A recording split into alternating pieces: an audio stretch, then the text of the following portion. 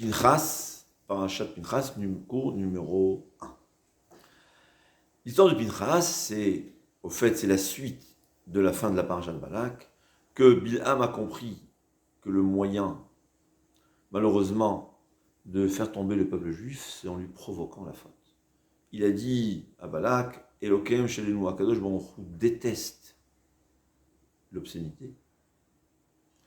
Tu vas mettre à disposition, apparemment ils avaient leur jeune fille, et ils ont fait fauter le peuple juif, ce qui a provoqué la mort de 24 000 du peuple juif de Shevet, surtout la tribu de Shimron. Jusqu'à que Pinchas, Kano Kinyeti, il est venu par, on va dire, traduction jalousie, c'est-à-dire il ne pouvait pas supporter un chiyuv l'Hashem, une profanation du nom d'Hashem. Et il a tué Zimri ben Salou avec, c'était la fille du roi de Moab. Et c'est là que l'épidémie s'est arrêtée. C'est écrit en plus que Pinchas, il est venu, il a prié à Kadosh Baruch Hu, il a dit à Kadosh Baruch Hu, pourquoi tu tues le peuple juif à cause de ces fauteurs-là? Eux, ils ont fauté, mais pourquoi tout le monde doit souffrir? C'est écrit que le peuple juif, il se mettait à se moquer de Pinchas. Réhou ben Poutizé. C'est quoi? Pinchas était le petit-fils ou l'arrière-petit-fils, je ne me souviens pas, ce petit-fils ou l'arrière-petit-fils de Yitro. Yitro, c'était un idolâtre, bien qu'il a fait Teshuvah. C'est vrai que c'est un des grands tzadikim, mais il a fait Teshuvah. Mais les gens disaient que, puisque avant ça, c'était le chef des idolâtres, et en général, les idolâtres étaient aussi des assassins. Ils sacrifiaient des êtres humains, c'est rien de pire. Donc, il disait, c'est vrai qu'il a fait Teshuvah, mais sa nature de meurtrier est restée. Et son arrière-petit-fils, son petit-fils, a hérité de son père cette qualité d'assassin. Et au fait, vous savez pourquoi il a tué? Il a tué parce que c'est un assassin. Il a trouvé un prétexte, un bon prétexte, que Hachem a dit qu'on a le droit de tuer quelqu'un qui faute. Donc au fait, il a tué parce que c'est un assassin. Et la raison qu'il dit que, soi-disant, comme ça le peuple juif disait, soi-disant c'est pour éviter la faute, ce n'est qu'un prétexte. Jusqu'à que Akadosh Baruch Hu est venu et il a dit Pinchas ben El-Hazar ben Aharon HaKohen. Que non. Et Pinchas, c'est le petit-fils de Aaron HaKohen. Aaron HaKohen, c'était Ohev Shalom Verodef Shalom. C'était le cœur le plus propre du peuple juif. Quelqu'un qui n'avait aucune rancune, qui n'aimait que la paix, tout le temps là, pour faire la paix entre les gens. Donc, au fait, Akadosh Baruch Hu a témoigné que Pinchas, qu'il a fait, c'était Eliyahu Navi, s'il a fait ça seulement et uniquement par l'amour qu'il avait envers le peuple juif, parce qu'il avait compris la gravité de la faute, et il avait compris que le seul moyen d'arrêter l'épidémie, c'était d'annuler ces réchaïm. C'est ce qu'explique Rabbi Gourovitz. Au fait, la Gemara dit tout simplement, les gens disaient, regardez, Pinchas est le petit-fils de Yitro. Akadosh Baruch Hu est venu, il a dit, c'est le petit-fils de Aaron HaKohen. Explique Rabbi Gourovitz, le Rosh Hashiva de Getzet, que c'était ça la discussion. Tout le monde disait, vous savez, Pinchas c'est un assassin. Bon, ça, par sa nature, il aime tuer. Et il a soi-disant habillé sa volonté de tuer par la mitzvah. Et Akadosh Baruch Hu, il a dit non. C'est venu de son cœur propre. Et là, c'est une des leçons à apprendre. Il y a dans la Torah, il faut savoir, il y a trois possibilités, on va dire. Il y a une mitzvah, il y a une avera, et il y a ce qui est, on va dire, neutre, ni mitzvah ni avera. La mitzvah, même si on a fait avec zéro intention, la Gemara a dit que ça a énormément de valeur. Quelqu'un qui garde Shabbat parce qu'on le paye. On l'a payé pour mettre les téphilines. Ouais. Pourquoi tu mets les téphilines? Eh bien, on me donne 10 euros. C'est bien ou pas bien? La Gemara a dit Le'olam ya'aseh adam mitzvah shelo lishma, mitor shelo lishma balishma. Il faut toujours accomplir tes mitzvot, même si tu l'as fait avec une mauvaise intention. Pourquoi? Parce que le fait même de faire une mitzvah, ça va t'amener à faire une véritable mitzvah. C'est comme ça, c'est un domino. On commence par une mitzvah parce qu'on est payé, et on finit par le fait par s'attacher à Kadosh Baruch Hu. Et la Gemara dit, d'où on sait ça? C'est de Parashat de Balak, que c'est écrit que Balak a sacrifié 42 sacrifices. Pourquoi 42 sacrifices?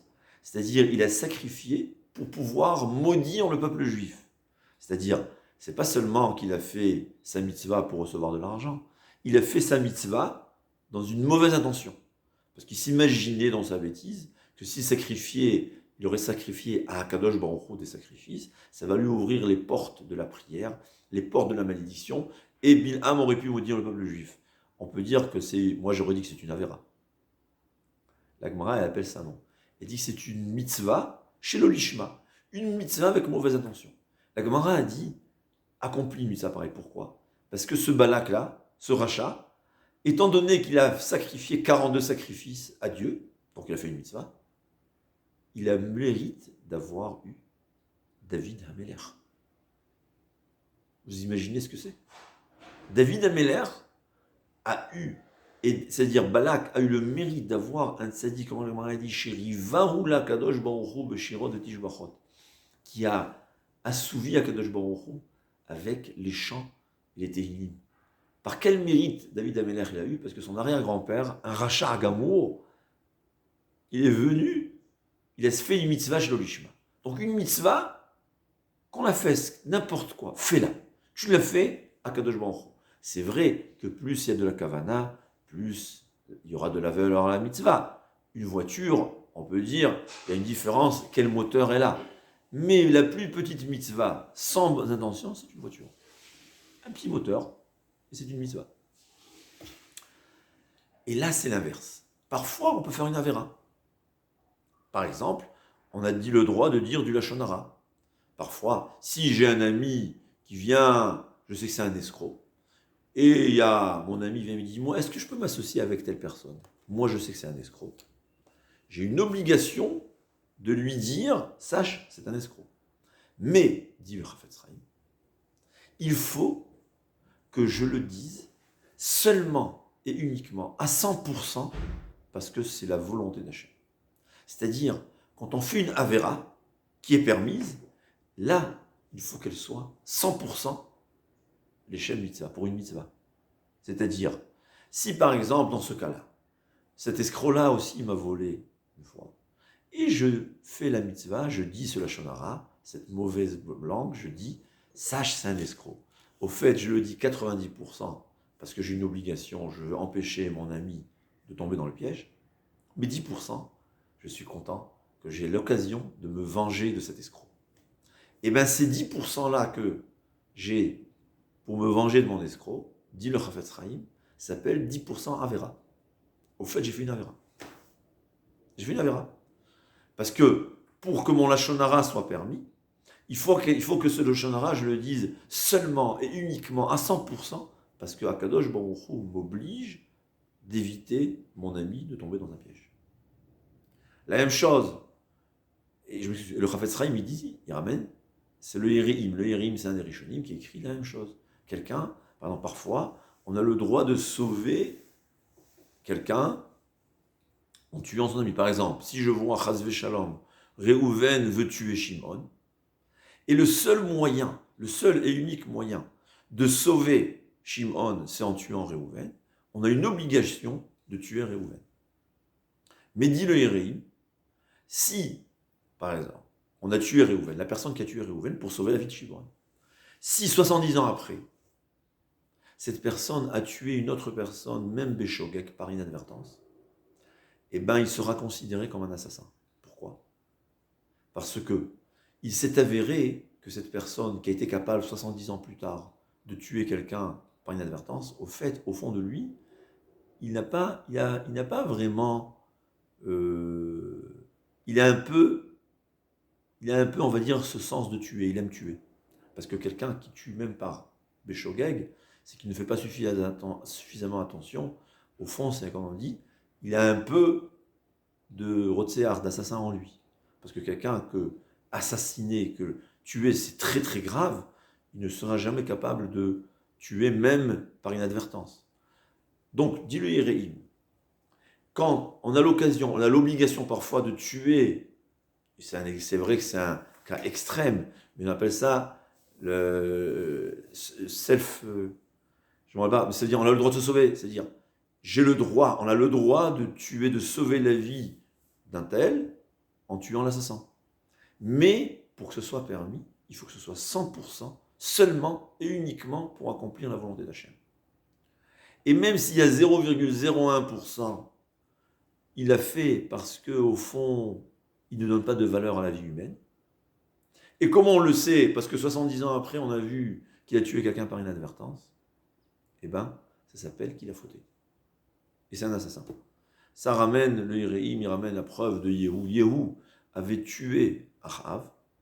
Achav, c'était un roi qui était un idolâtre. Donc toute sa famille, c'était des idolâtres. Et Akadosh Baruch Hu lui a donné l'ordre à Yehou, par l'intermédiaire des prophètes, de tuer, d'anéantir la famille de Achav, qui était une famille c'était le roi Achav, une famille d'idolâtres.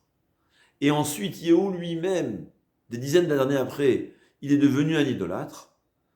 Dit le Navi, étant donné que toi-même tu es devenu un idolâtre, donc on ne peut plus considérer le fait que tu as tué Achav, c'était pour éliminer l'idolâtrie dans le monde, c'était juste un assassinat tout simple. C'est ce que là, il se passait avec Pinchas. Si Pinchas, véritablement, il avait en lui un peu, on va dire, cette volonté de tuer, il n'aurait pas eu le droit de faire ce qu'il a fait. Et c'est ce que le Béné Israël nous parle. C'est ce que le Béné Israël disait. Le Béné Israël, vous n'avez pas aimé qu'il avait tué, il disait oui, c'est un assassin. Akadosh Baruch Hu, il a témoigné que c'était 100% une mitzvah. En d'autres termes, quand on fait une mitzvah, même si on a fait 1% l'ishma, c'est 99% neutre et 1% mitzvah. Mais quand on fait une avera, par exemple, des fois on va faire une reproche à notre ami. Faire une reproche à notre ami, on le voit parler à la synagogue, on le crie dessus.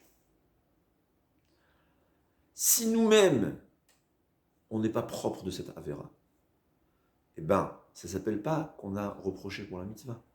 C'est-à-dire, en fait, on a fait une avera qui était, on va dire, 50% pour la mitzvah et 50% pour une avera. C'est-à-dire, quand je fais une avera que j'ai une obligation de faire, il suffit qu'il y ait 1% qui n'est pas fait parce que c'est la volonté d'Hachem pour que ce soit 1% de avera. Donc, faire très attention. Des fois, on a du lachon hara à dire. Il faut faire attention. Si ensuite, on va dire du lachon hara même là où le lachon hara est interdit, on ne peut pas dire que là où le lachon hara est permis, on l'a fait parce qu'il est permis. C'est ce que le Chafetz Chaim nous dit. C'est assaut. Des fois, on veut faire une reproche à un ami, on lui fait honte. Il faut savoir, si nous-mêmes, on est atteint de cette faute, on ne peut plus faire un reproche. Il faudra tout faire de faire une reproche d'une façon qu'on ne lui fait pas honte. Ça, c'est ce qu'on appelle les averot. Donc, il y a les mitzvot, on les fait même si on n'a aucune bonne intention. Une avera qui est permise, comme du lachon hara dans le cas où c'est permis, ou bien frapper son élève ou son fils. Alors aujourd'hui, c'est interdit, mais parfois, c'est oui permis. Dans la Torah, on a le droit. Évidemment, c'est totalement déconseillé. Totalement déconseillé. Et Rav Wolbe disait, il ne faut jamais frapper. Mais des fois, on va dire, on donne une gifle à notre fils. Ouais. Eh bien, il faut savoir, si on la donne 100% pour l'éduquer, d'après la Torah, c'est totalement permis. C'est possible qu'aujourd'hui, en éducation, on est dans une génération où les coups ne valent rien. Mais disons que c'est valable. Mais si je lui donne une gifle parce que je me suis énervé, alors j'ai donné un coup, 50% parce que je me suis énervé, 50% pour l'éduquer. Et bien les 50% que j'ai donnés par colère, c'est une avera. C'est une faute. Et ce qu'il faut savoir, il y a aussi le neutre. Le neutre, c'est manger, tout ce qu'on fait. Là, c'est ni avera ni mitzvah, mais si quelqu'un il le fait avec une intention de mitzvah, c'est totalement une mitzvah. Quand quelqu'un il mange parce que je veux être en bonne santé, parce que Hachem il veut qu'on soit en bonne santé, eh ben c'est une mitzvah. S'il mange parce il sait qu'en mangeant il sera en bonne santé, il pourra étudier la Torah, faire la tfila, eh ben c'est une mitzvah. Mais évidemment, il faut le penser. Et même si on le pense à 50%, eh ben c'est pas grave. On aura 50% mitzvah et 50% neutre. C'est bien 50% de mitzvah. Quelqu'un qui va travailler, son moyen de subsistance. Alors évidemment, il faut qu'il soit cachère selon les lois de la halakha. Mais quand quelqu'un il suit les lois de la halakha, il peut travailler. Il peut travailler et ne penser à rien, et bien il n'a pas de mitzvah. Il peut travailler, il pense à nourrir ses enfants ou sa femme. Et bien c'est une mitzvah. Nourrir sa femme et ses enfants, c'est une mitzvah. Mais il faut le penser. Si on ne le pense pas, on n'a pas de mitzvah. Se nourrir aussi, c'est une mitzvah. Le Chovot HaLevavot, il dit encore mieux. Tout travail, au fait, ça entretient le monde. Akadosh Baruch Hu veut que ce monde soit entretenu. Akadosh Baruch Hu qui a créé l'univers, il veut que l'univers fonctionne. Donc, au fait, tout travail, quelqu'un qui pense « je fais fonctionner l'univers », n'importe quel travail fait fonctionner l'univers, eh ben, c'est une mitzvah. Donc, on a trois. On a les mitzvot, sans aucune pensée, c'est une mitzvah. Une avera, il faut que ce soit 100% une bonne intention. Et tout ce qui est neutre, là, ça dépend de l'homme. Si l'homme le fait avec une intention de mitzvah, ça sera une mitzvah. Et si c'est 50%, et bien 50% de mitzvah, c'est beaucoup. Même 1%, c'est beaucoup d'ailleurs. Et s'il n'y pense pas, eh ben c'est dommage. Il a raté une mitzvah. Un médecin qui guérit, eh ben, il est tout le temps en train de faire des mitzvot. Tout le temps. C'est une mitzvah. En vérité, comme on a expliqué du Chovot HaLevavot, même éplucher des pommes de terre, c'est une mitzvah. Mais on va dire que sauver des vies, c'est une mitzvah d'un niveau beaucoup plus élevé.